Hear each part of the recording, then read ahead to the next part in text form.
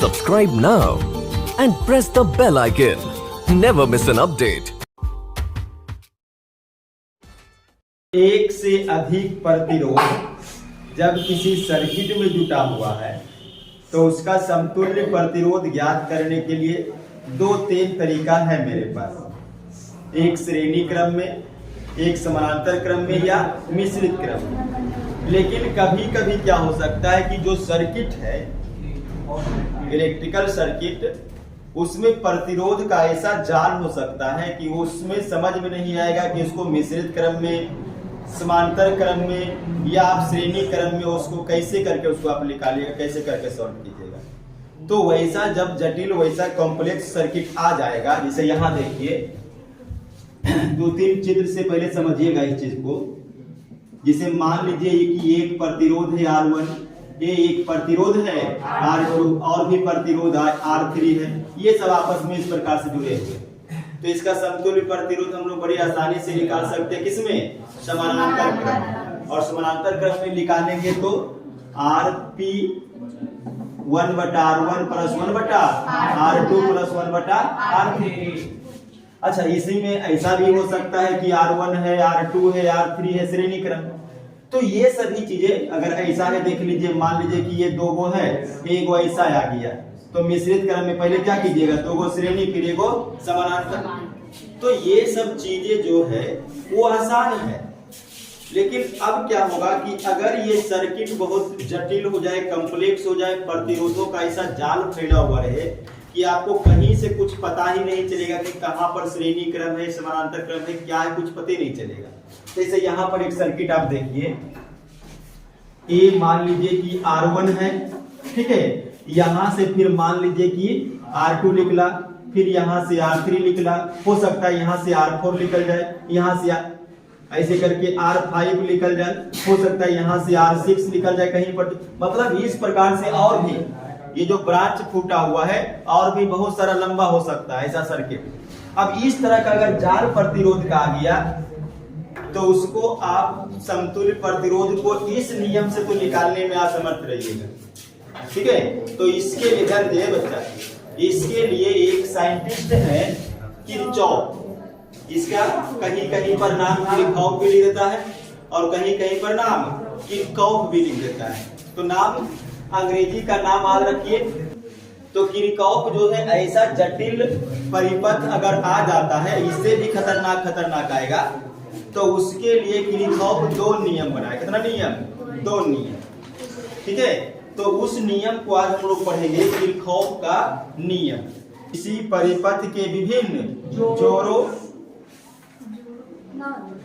जोर मतलब जंक्शन, संधि, और विभिन्न भागों से प्रवाहित होने वाले धारा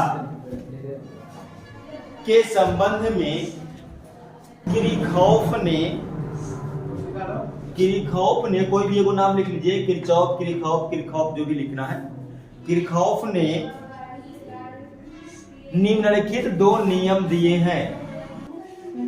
हो गया। अब पहला नियम देखिएगा, किरचॉफ का पहला नियम, इसको हम बोलेंगे बिंदु नियम, यानी पॉइंट रूल। इसका एक नाम और होगा जंक्शन रूल, यानी कि संधि नियम या करेंट रूल, धारा नियम। ध्यान दीजिए, किरचॉफ का जो पहला नियम है, अच्छा, इसको कभी कभी पहला नियम के नाम से भी केवल जाना जाएगा, फर्स्ट लॉ, पहला नियम या फर्स्ट रूल, पहला नियम या प्रथम नियम। तो किरचॉफ का जो प्रथम नियम है उसको केवल प्रथम नियम कह लीजिए, बिंदु नियम कह लीजिए, जंक्शन नियम कह लीजिए या धारा नियम कह लीजिए। क्यों ऐसा है समझिएगा। किसी परिपथ के, देखिए, किरचॉफ का जो पहला नियम है वो नियम बताता है कि किसी परिपथ के किसी भी बिंदु पर मिलने वाली सभी धाराओं का बीजगणितीय योगफल 0 होगा। अब ऐसा क्या होगा, ऐसा समझिए, मान लीजिए कि ये एक सर्किट बना हुआ है इस प्रकार से, कहीं यहाँ पर सेल वगैरह लगा हुआ होगा, इस प्रकार से ये प्लस और ये माइनस। अब सेल के बाहर किधर करंट चलेगा, प्लस से माइनस के। अब कहीं पर भी, जैसे मान लीजिए कि यहाँ पर एक बिंदु ए है, तो इस ए बिंदु पर करंट का मान कितना होगा, इस ए बिंदु पर करंट का मान कितना होगा। तो देखिए यहां से मान लीजिए कि आई करंट आया और यहां से आई करंट क्या हो जाएगा, निकल जाएगा। यहाँ पर कोई स्टोरेज तो है नहीं कि भाई यहाँ पर कोई बैटरी है या कोई कैपेसिटर है कि वहां पर चार्ज जमा होगा, ऐसा तो कुछ है नहीं। तो जितना करंट यहां से आएगा उतना करंट बाहर निकल गया। तो इस बिंदु पर कितना करंट है, कुछ भी नहीं, जितना आया उतना बाहर निकल गया। इसी प्रकार से मान लो कि इधर का कोई सर्किट निकल गो और इधर कुछ रहता, मान लो इधर एक तार निकाल करके एक प्रतिरोध और ऐसे करके जोड़ देते, तो इधर भी कुछ करंट जाता, लेकिन ए बिंदु पर करंट कितना रहता, कुछ भी नहीं, क्योंकि जितना करंट आया उतना करंट वापस निकल गया। यहाँ पर कोई स्टोरेज नहीं है। तो प्रथम नियम यही है। अब चूंकि ये नियम बिंदु के लिए दिया हुआ, इसलिए नाम क्या है, बिंदु नियम। अब चूंकि यहां से देखिए ब्रांच फूट रहा है, इसलिए इसको संधि भी बोल सकते, क्योंकि एक तार इधर से एक तार इधर से जुटा हुआ है, इसको संधि भी बोलेंगे, इसलिए इसका नाम क्या हो गया, संधि नियम। और ये किसके लिए दिया हुआ है, करंट के लिए, क्योंकि जितना करंट आया उतना करंट निकल रहा है। तो करंट के लिए इस नियम को धारा का नियम बोल दिया गया। और वैसे भी पहला नियम है तो फर्स्ट लॉ तो रहेगा ही। तो ये नियम जो है किरचॉफ का पहला नियम, वो किसके लिए दिया हुआ है, धारा के लिए, कि किसी भी बिंदु पर मिलने वाली सभी धाराओं का बीजगणितीय योगफल कितना होगा, शून्य होगा।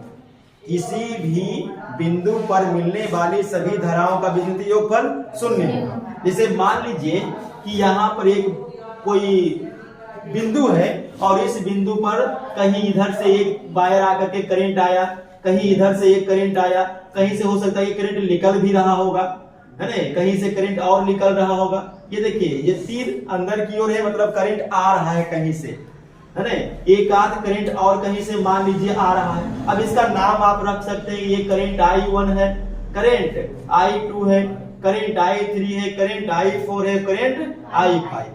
तो ये सब करंट मिलकर के यहाँ पर कितना करंट बनाएगा, तो यहाँ पर 0 बनाएगा।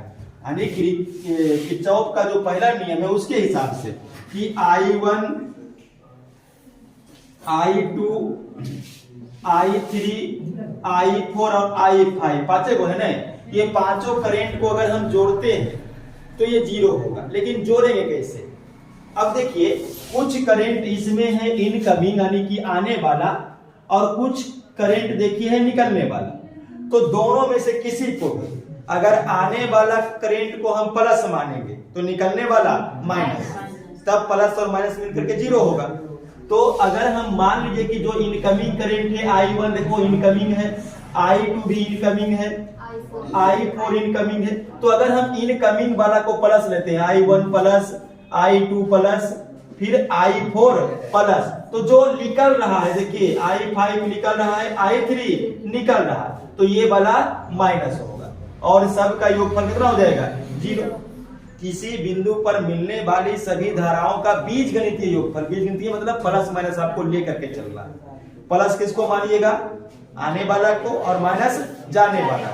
ऐसा कोई नियम नहीं है, आप इसको भी माइनस मान से प्लस मान सकते हैं। देखिए अगर ये दोनों को प्लस मानिएगा तो ये तीनों माइनस किसी एक को, लेकिन हाँ अगर आप आने वाला को प्लस मान लिए तो जितना भी आने वाला सब प्लस रहेगा, है ना। ये मनमर्जी नहीं कि ये गोइले से तो प्लस इधर से तो माइनस, ऐसा नहीं हो सकता। अगर एक आने वाला प्लस है तो सब आने वाला प्लस होगा, और एक जाने वाला माइनस है तो सब जाने वाला माइनस होगा, और सब का योगफल कितना मिलेगा, 0।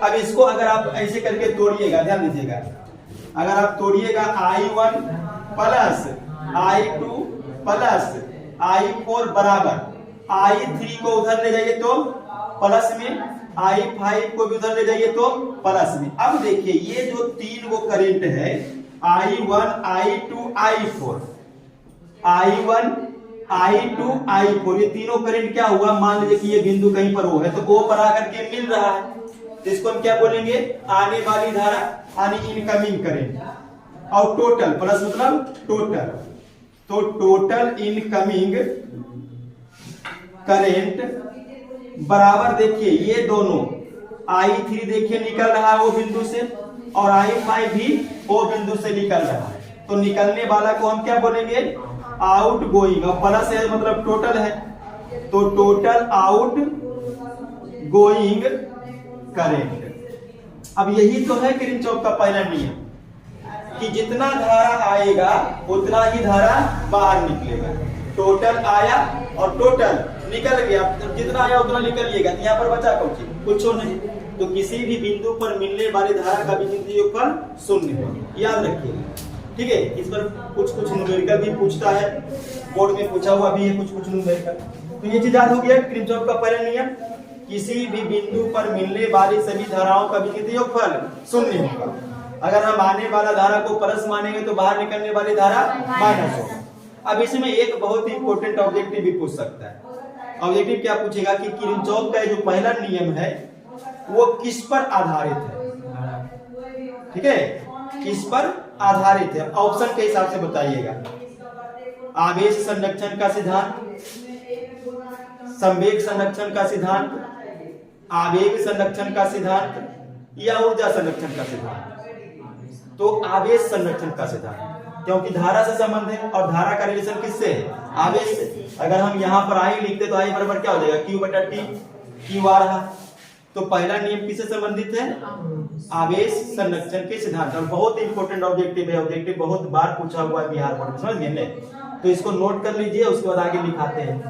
पहला नियम हो गया, किरचॉफ का पहला नियम ये बताता है कि किसी भी बिंदु पर मिलने वाली सभी धाराओं का विद्युत योगफल शून्य होगा। अगर आने वाला धारा प्लस तो जाने वाला माइनस। अब इसका उपयोग करके एक न्यूमेरिकल देखिए इस प्रकार का। इसमें देखिए आई का मान कितना होगा ये आपको बताना है। देखिए बना करके, ये पूरा सर्किट में आई का मान कितना होगा ये आपको बताना है जल्दी से। 19 एम्पियर सही है। अब देखो ये छोटो, इसमें आई का मान पूछ रहा है। किरचॉफ का नियम क्या बताता है कि जितना भी धारा किसी बिंदु पर आएगा उतना ही बाहर निकलेगा। अब देखिए 10 एम्पियर आ रहा है, 5 आ रहा है, 3 आ रहा है, 4 आ रहा है, तो बाहर भी उतना ही निकलेगा। अब देखिए किरचॉफ का नियम बोलता है कि टोटल इनकमिंग करंट बराबर क्या होगा, टोटल आउट गोइंग करंट। यही है ना। अब ध्यान दीजिएगा, टोटल इनकमिंग यानी आने वाला, तो आने वाला 10, टोटल का मतलब जोड़ना है, आने वाला 5, आने वाला करंट 3 और आने वाला करंट 1 एम्पियर बराबर निकलने वाला कितना है, आई। और यही आई का मान निकाल लीजिए 19 एम्पियर। तो बड़ा सिंपल फंडा है। बिंदु पर यहां पर पूछेगा तब आप 0 बताइएगा। किसी बिंदु पर मिलने वाला 0 होता है, आने वाला जो है उतना ही निकलेगा। तो जितना आ रहा है 19 उतना निकल जाएगा 19। ठीक है, तो आई का मान कितना मिलेगा, 19 एम्पियर। ठीक है, और ऐसा एक न्यूमेरिकल पूछा हुआ है बिहार बोर्ड में। चलिए, तो ये तो हो गया किरचॉफ का पहला नियम। अब किरचॉफ का दूसरा नियम देखिएगा। का दूसरा नियम, इसको हम बोलेंगे सेकेंड लॉ यानी द्वितीय नियम। उसके बाद इसको हम बोलेंगे लूप रूल। ये बच्चा लूप रूल बोलिए या लूप लॉ बोलिए, यानी खंड नियम या पास नियम, खंड या पास नियम, या इसको हम बोलेंगे वोल्टेज लॉ यानी विभव का नियम। अब देखो चलो, किसी परिपथ के विभिन्न भागों और विभिन्न जोरों से प्रवाहित धारा के संबंध में किरचॉफ 2 नियम दिए हैं। पहला नियम तो हो गया। अब दूसरा नियम, तो किसका दूसरा नियम है ये, और ये दूसरा नियम दिया हुआ है लूप के लिए। अब लूप क्या होता है, लूप जैसे समझिए, अगर हम जिस बिंदु से शुरू कर रहे हैं कोई भी चीज और उसी बिंदु पर घूम करके आएंगे तब उसी को हम लूप बोलेंगे, यानी बंद आकृति। जैसे यहाँ से हम शुरू किए और कहीं से घूम फिर के फिर हम यहीं पे चलाए तो इसको हम एक लूप बोलेंगे। ठीक है, यहाँ से हम चलना शुरू किए घूम के यहाँ पर आ गए तो इसको हम एक लूप बोलेंगे। यहाँ से चलना शुरू किया घूम के यहीं पर आ गए तो इसको एक लूप बोलेंगे। यानी लूप में क्या होगा कि शुरू वाला बिंदु और अंतिम वाला बिंदु सेम हो जाएगा। देखिए मान लीजिए कि हम ए से शुरू किए तो ए से बी, बी से सी, सी से डी, फिर ए पे तब बंद होगा ने। तो लूप में क्या है कि शुरू वाला बिंदु और अंतिम वाला बिंदु सेम होना चाहिए। जैसे मान लीजिए हम यहाँ से शुरू किए ए से, ए है, बी है, सी है, डी है, ई है और यहाँ पर आप आकर छोड़ दीजिए तो वो एक लूप नहीं बनेगा। लूप बनाने के लिए फिर आपको ए तक आना पड़ेगा तो A, B, C, D, E, F और फिर ए, तब एक लूप बन गया। ठीक है, तो लूप का मतलब सीधा सीधा क्या हो गया, बंद घेरा। और बंद घेरा कैसे बनेगा, जहां से शुरू करेंगे वहीं पर खत्म करना। तो लूप के लिए दिया हुआ है और उस लूप में वोल्टेज का कुछ है उसमें योगदान, इसलिए इसका नाम विभवांतर का भी नियम है। अब कैसे होते समझिए। इसे मान लीजिए कि एक कॉम्प्लेक्स सर्किट बनाते हैं बच्चे, देखिएगा यहाँ पे मान लीजिए कि एक प्रतिरोध है कितना R1, एक प्रतिरोध R2, एक प्रतिरोध R3, एक प्रतिरोध R4, एक प्रतिरोध R5, एक प्रतिरोध और यहां डाल दीजिए R6 और यहां पे करंट सप्लाई करने के लिए एक सेल लगा हुआ है। ये प्लस माइनस और सेल का ईएमएफ कितना है, E है। और नाम रख दीजिए ए, ये B है, C, D, E और F। अब जरा ध्यान दीजिएगा, यहाँ देखिए प्लस है और हम लोग क्या देखें कि सेल के बाहर यानी परिपथ में करंट कहां से निकलेगा, प्लस से। तो यहाँ प्लस से करंट कितना निकलेगा, I प्लस से R1 को पार करेगा। जैसे ही B बिंदु पर पहुंचेगा यहाँ पर देखिए दो ब्रांच फूट गया, इधर भी कुछ करंट जाना है, नीचे भी कुछ करंट जाना है। ठीक है, तो जैसे ही जंक्शन B पे करंट I पहुंचेगा वो I दो भाग में बट जाएगा, एक भाग R2 में जाएगा और एक भाग R6 में जाएगा। तो मान लीजिए कि इधर करंट चला गया I2 और इधर करंट चला गया I3। अब फिर देखिए ये I2 ऐसे आएगा, यहां पर C बिंदु पर I2 बटेगा। देखिए I2 आएगा, क्या यहाँ पे I2 का मान अलग होगा कि वही रहेगा, वही रहेगा। यहाँ पर कोई जंक्शन नहीं है, यहाँ पर केवल तार को मोड़ दिया, तार को क्या किया है, मोड़ दिया, तो ये I2 ही रह गया। फिर यहाँ पर ऐसे गया, तार को मोड़ दिया है, तो यहाँ पर भी क्या रहेगा, I2 ही रहेगा। तो आ रखिएगा करंट कहां पर बदलेगा, जहां पर जंक्शन होगा। जंक्शन मतलब एक से अधिक ब्रांच फूटेगा।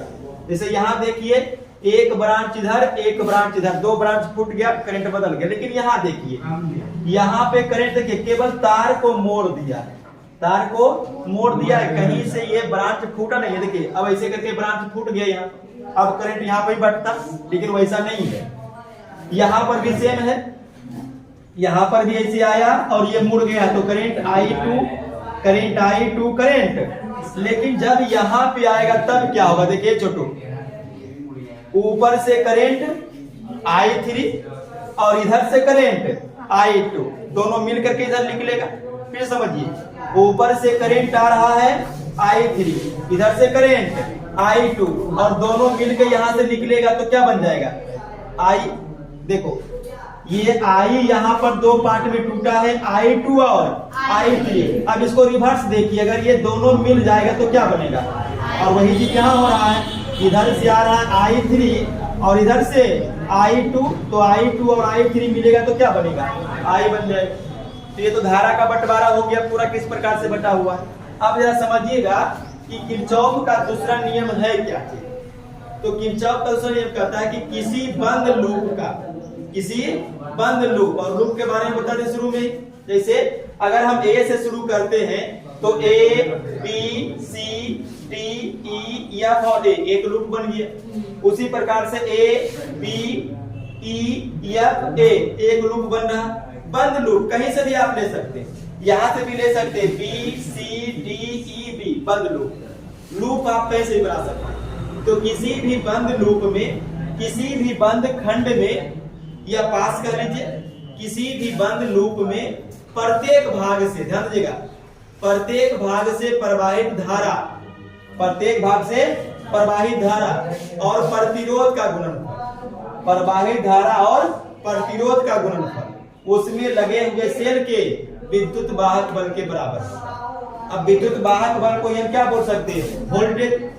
तो इसीलिए इसका नाम क्या रख दिए? वोल्टेज का नियम। तो नियम यही है, फिर से नियम देख सुन लीजिएगा। नियम क्या है?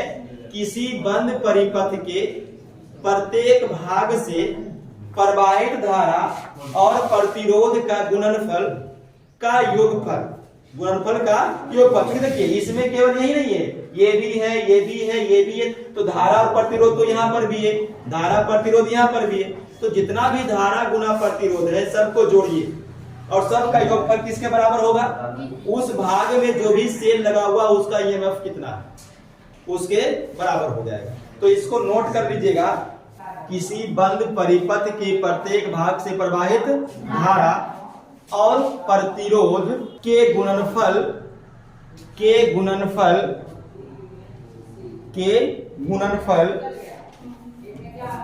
का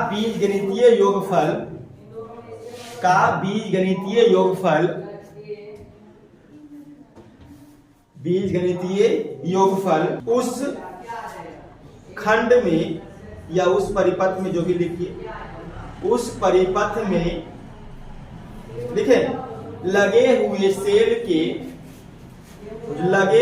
सेल के विद्युत वाहक बल के बराबर होता है।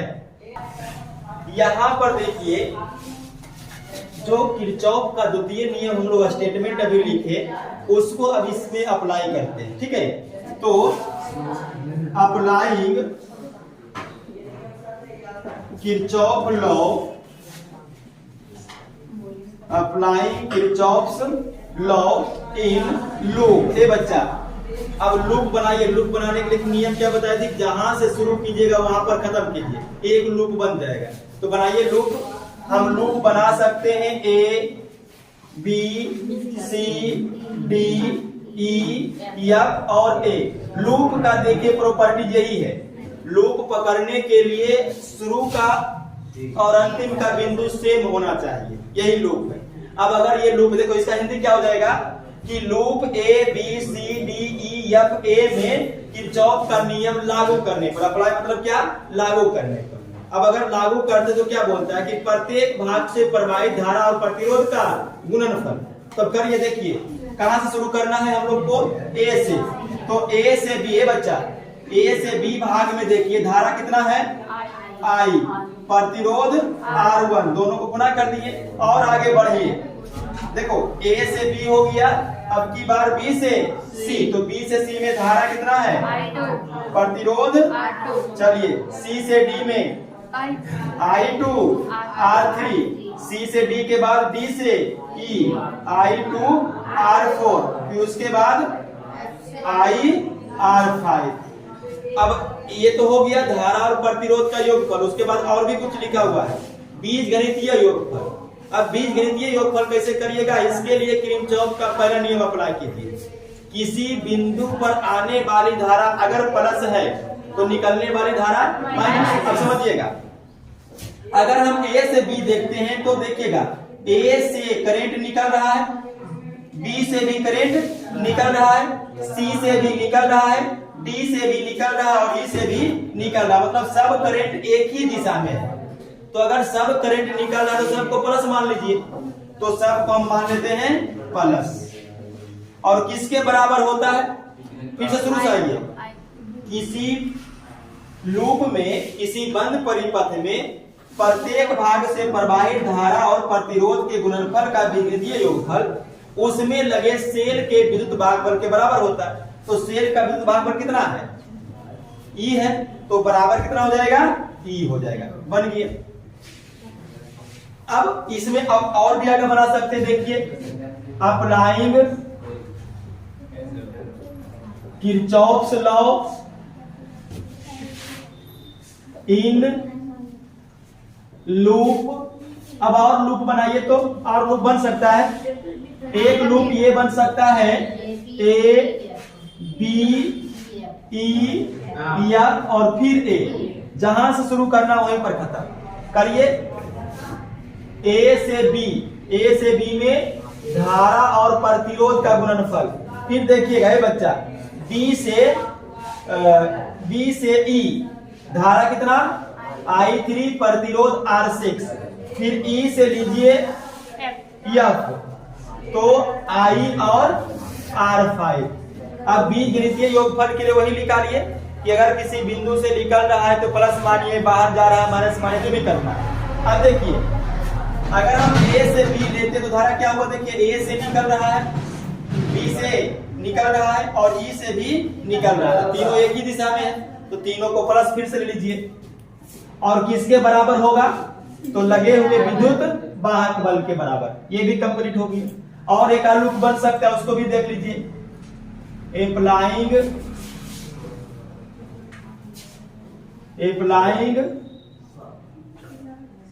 ओ सही तो है, applying Kirchhoff law in law. कौन सा लॉ है, किरचॉफ लॉ। तो ले लीजिए बी सी डी ई और फिर बी, बन गया एक लूप। देखिए अब इस लूप में भी अगर किरचॉफ का नियम लगाइएगा तो किरचॉफ का नियम क्या, देखिए बी से सी धारा और प्रतिरोध का गुणनफल I2 और R2, सी से डी देखिए धारा और प्रतिरोध का गुणनफल, डी से ई देखिए धारा और प्रतिरोध का गुणनफल, फिर ई से एफ देखिए मतलब बी देखिए धारा और प्रतिरोध का गुणनफल। सर R6 है। चलिए अब कहता है कि धारा और प्रतिरोध के गुणनफल का बीजगणितीय योगफल। अब योगफल देखिएगा, कहां शुरू करना हम लोग को, बी से। देखिए बच्चा बी से निकल रहा है, सी से भी निकल रहा है, डी से निकल रहा है, लेकिन यहां देखिए ई से करंट कोई निकल रहा है क्या, ई पर आ रहा है, उल्टा हो गया। फिर से देखिए ये निकल रहा है, निकल रहा है, निकल रहा है, लेकिन ई से निकल नहीं रहा बल्कि ई पर आ रहा है। तो अगर ये तीनों निकलने वाला प्लस तो ये वाला माइनस, तो ये तीनों प्लस तो ये वाला माइनस, किसके बराबर होगा, किसके बराबर होगा, इस परिपथ में लगे हुए सेल के ईएमएफ के बराबर। अब बोलिएगा इस परिपथ में कोई सेल है लगा हुआ, नहीं है, तो सेल का ईएमएफ कितना हो गया, 0। ठीक है, फिर समझिए ये वाला हम सर्किट लिए हैं, लूप लिए हैं, तो इसमें एक सेल है लगा हुआ, चलो ई हो गया। अगर हम ये वाला लूप लिए हैं तो इसमें भी सेल है लगा हुआ, तो ई हो गया। लेकिन इस वाला लूप में कोई भी सेल लगा हुआ नहीं है, तो यहाँ पे 0 हो गया। ठीक है, अब देखिए इसमें भी एक ऑब्जेक्टिव पूछेगा, किरचॉफ का दूसरा नियम किससे संबंधित है, किरचॉफ का दूसरा नियम किससे संबंधित है। ऑप्शन देखिएगा, आवेश संरक्षण के सिद्धांत से, ऊर्जा संरक्षण के सिद्धांत से, संवेग संरक्षण के सिद्धांत से, या द्रव्यमान संरक्षण के सिद्धांत से।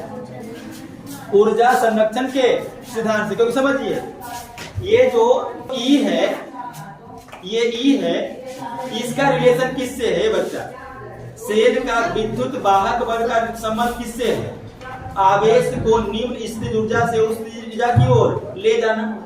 इसका मतलब है कि ये ऊर्जा है, ये क्या है, ऊर्जा। तो किरचॉफ का द्वितीय नियम ऊर्जा संरक्षण के सिद्धांत पर आधारित, और प्रथम नियम आवेश संरक्षण के सिद्धांत पर आधारित। ठीक है, ये किरचॉफ का नियम आपका टोटल कंप्लीट हो गया। क्लियर।